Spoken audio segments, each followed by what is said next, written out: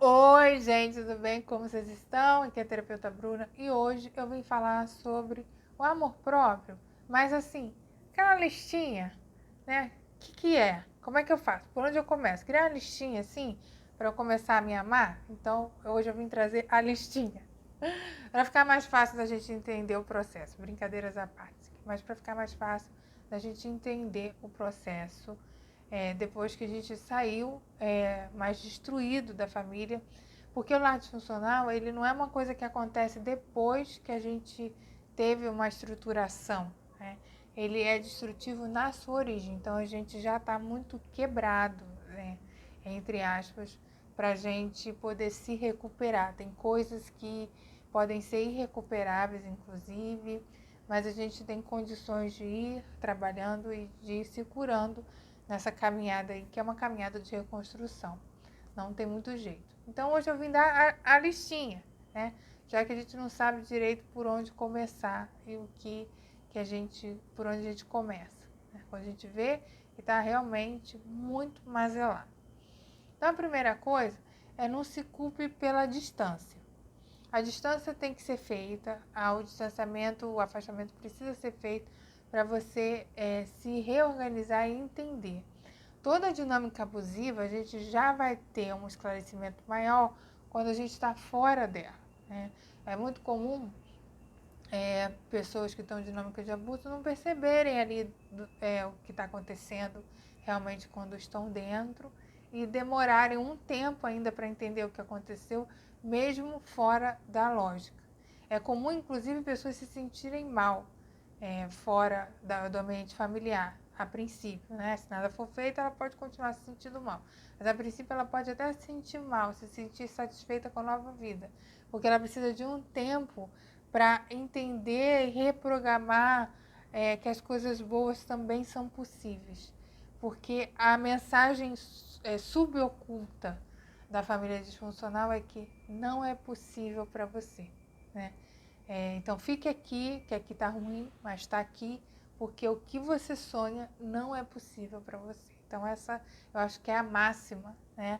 De prisão de rede é alguém falar pra gente que a gente não pode fazer algo pela gente. Então, se eu fosse dar uma dica, né, dessa listinha do amor próprio, fique em paz com esse afastamento, mesmo que você não tenha certeza. Né? Se você estava acostumado a ir na casa da sua mãe 5 vezes na semana, toda vez, todo dia, depois do trabalho, passar lá, e aquilo começou a te fazer muito mal, né? Sua família estava te oprimindo, o irmão tratando você mal quando você ia lá, o pai omisso com determinadas coisas, então você decide ir 2 vezes. A família vai começar a estranhar, a dinâmica codependente não aceita quem está em processo de cura, de libertação, mas você tem que ser firme e ir ao encontro de você mesmo. Né? Então, 2 vezes a semana o povo vai falar, mas aí você já tem um respiro. Então, não se culpe por esse distanciamento. É preciso, tá? As pessoas, aí você fala assim, Bruna, mas se eu contar para as pessoas podem ter no seu ledo engano que tem famílias normais e muitas vezes ela vem de famílias que não são abusadoras, a princípio. Eu já tenho as minhas considerações se alguém no Brasil não está em família abusiva, mas enfim. Mas pode ser que ela venha de um outro universo ou ela queira enxergar aquele universo como belo. Né? Então, simplesmente não conte. Né? A gente vai ter que fazer um. Eu falei um vídeo aqui sobre isso. A gente tem que fazer um processo de ressecamento da boca, né? Ficar mais quieto ali para a gente não sair salivando muito, porque esse salivar, tô brincando, mas esse falar é um falar da criança, né? A criança que quer convencer, a criança que quer ser aceita, a criança, né, aquele buraco emocional que ficou, que a pessoa queria que ouvissem ela, né? Então, se escute o seu silêncio antes de querer que os outros te escutem, para você poder fazer ações mais ajustadas. Eu já falo isso sempre. Viver no automático traz muitas consequências para a nossa vida. Então, também esse processo de interiorização é importante. Então, já acabei dando 2 dicas. O processo de aceite esse distanciamento, esse afastamento, e se ouça mais, ao invés de querer que os outros te escutem, tá? Então, esses 2 processos são interessantes. Outra coisa, uma coisa muito importante. Existe uma resistência energética, como se você tivesse descumprido algo muito sagrado na família, que é a resistência para mudanças. Famílias disfuncionais costumam ter o mesmo padrão há gerações. Eles são deterministas, eles são rígidos. Então, o fato de você querer mudar pode sim atrair para você o peso energético dessa mudança, o peso energético de estar rompendo barreiras, o peso energético de estar criando padrões. Então, é comum você se sentir mal e nem sabe por quê. Você pode, inclusive, cair doente sem saber o porquê. Muitas vezes é uma energia que meio que te empurra para trás. Você quer ir para frente, mas está lá a energia da família te empurrando para trás. Então, essa resistência energética pode existir sim, tá? Então, eu recomendo o Ho'oponopono para romper os cordões acas, processo terapêutico, terapia energética, para você sentir que tem mais alívio, como se você pudesse entrar na sua bolha, ao invés de ficar na bolha dos outros, tá? Beleza. Segunda resistência energética é a sensação de que, ao se cuidar, ao fazer as coisas para você, você vai estar traindo a família ou traindo a mãe. Esse processo de traição, de dívida, tipo, eu tô em dívida, eu tô ficando contente. Eu tô ficando contente com esse namorado, eu tô gostando do que eu tô criando, eu mudei de trabalho, eu tô indo viajar, eu tô fazendo coisas novas. Pode dar uma carga energética que você está traindo a família. Então, eu estou falando aqui de amor próprio especificamente para dinâmicas de sobrevivente, porque essas 2 coisas podem brecar o processo. A ideia é que você está atraindo a mãe. Nossa, eu vou em lugares que minha mãe nunca pôde ir, coitada da minha mãe. Eu estou fazendo isso que minha mãe nunca pôde ter, coitada da minha mãe. Estou traindo meu pai. Meu pai era uma pessoa tão inteligente, mas era tão coitado que não conseguiu isso. Eu queria que ele estivesse aqui nesse lugar comigo. Gente, isso dá um peso energético e você não consegue ir sozinho. A terceira coisa que eu falaria para vocês é: aprenda que em muitos lugares você vai ter que ir sozinho mesmo, né? Eu fico maravilhada assim quando eu vejo adolescentes já explorando esses lugares do sozinho, né? E não necessariamente acontece com a gente, mesmo adulta, né? Saiba que o seu processo de crescimento, ele é pessoal e intransferível. E você tem direito de estar aqui na Terra para evoluir. Por que eu vim aqui para a Terra? Né? Basicamente para a gente evoluir. Se desenvolver, uma lógica mais racional. E aí, para você desenvolver, você tem que fazer o quê? O que você está sentindo no seu coração que precisa fazer? E aí você começa por aí. Isso não é traição, isso não é um diálogo rebelde com a família. Não liguem para as acusações dos outros. As outras pessoas sempre vão tentar minar quem está fazendo diferente, né? Siga o seu caminho. Eu vou ter que arcar com algumas consequências. É isso que você tem que estar ciente, né? Nós somos livres nas escolhas, escravos das consequências. Você pode ignorar a realidade, mas não pode ignorar a realidade de ter ignorado a realidade. Então, são coisas que a gente precisa se apropriar como adulto, né? Mas isso não quer dizer que vai ser catastrófico, que vai ser terrível. Isso são as mensagens lá da família disfuncional. Olha, se você tiver filho vai ser horroroso. Ele vai fazer tudo que você fez comigo. Isso aí é mensagem oculta do além, tá?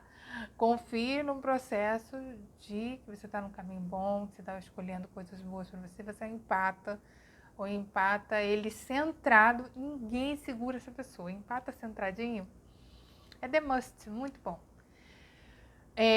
Outra coisa também, outra pegadinha nesse processo de alto amor que pode pegar a gente, que geralmente pega a gente. Acreditar que é possível, né? Eu estava falando aqui algumas coisas, e ser permitido viver uma vida diferente. Fazer uma vida diferente, você sentir que isso tem permissão. Acho que eu tenho um vídeo aqui no canal, que se chama Não Permissão da Família, né? vezes você está comprando, sei lá, uma canetinha verde, aí isso era super mal visto, você sente energeticamente que não tinha permissão.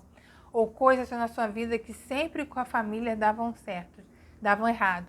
Juntar dinheiro, ter a sua casa, você estava sempre em dívida, você pode estar repetindo um padrão, mas também carregando essa carga da não permissão. Então a sua vida fica muito arrastada, muito difícil, nada flui, sabe a sensação que nada está fluindo? Pode ser a não permissão energética, tá? Dessa família. Então, já falei outra. Outra coisa é que atitudes você precisa ter para estabelecer limites seguros para você. E não desrespeitar esses limites no sentido de que o que os outros vão pensar. Vamos supor que você precisa cortar caminho para ir para o trabalho e você passa em frente à casa da sua família. E aí você se via obrigada a entrar e dar um tchauzinho. Aí tem um dia que você fala, não, isso realmente me atrapalha, eu vou com uma energia ruim para o trabalho, eu vejo coisas que não estão certas lá, eu vou seguir em frente. Aí você fica, o que os vizinhos vão pensar? Né? Uma pessoa centrada, ela vai pensar talvez que você está indo para o trabalho com pressa. Mas uma pessoa também que às vezes tem um lar disfuncional e quer negar o lar disfuncional que tem, vai julgar. Então, pense aí as atitudes concretamente, anota que você precisa seguir, né? Quais são as bandeiras que nesse momento você precisa... Ih, gente, o microfone. Desculpa. Pense nas bandeiras que nesse momento você precisa levantar.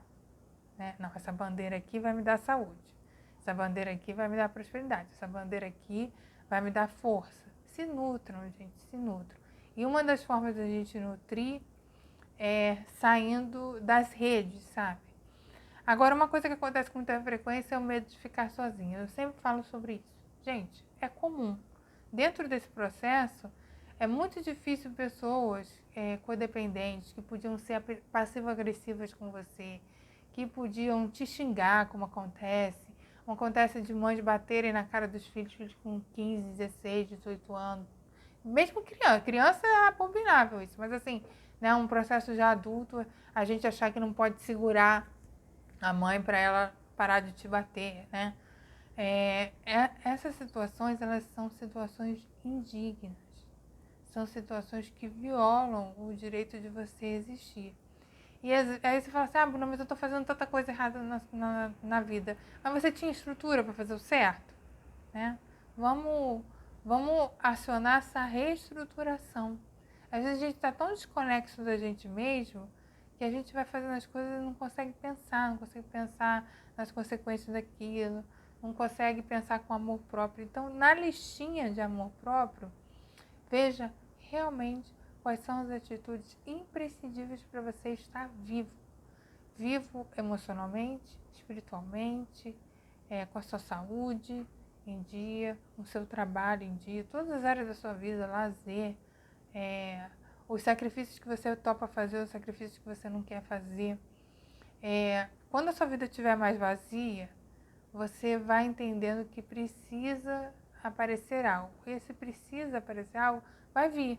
Mas enquanto você não enfrenta energeticamente isso, parece que nunca vem e você pode voltar na armadilha de ficar carente e voltar para as garras da rede que adoeceu você, tá? Não existe cura dentro da rede que adoece a gente, tá bom, meus queridos? Então, listinha pequena e bem feita.